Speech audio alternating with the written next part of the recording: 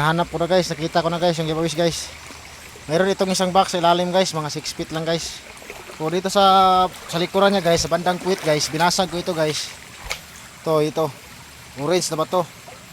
May nakalagay na mga parang mga gold na nasa gitna. Ayan guys oh, nasa gitna. Sa gitna lang talaga siya guys. Oh.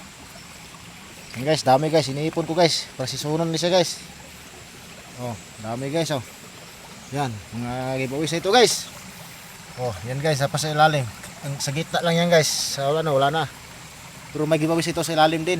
Isang box. Yan guys oh. Yung mga naipon ko guys oh. Ang dadami. Oh. Mga dilaw. Ano kaya to guys? Ang dilaw guys. May marker din dito sa likod oh.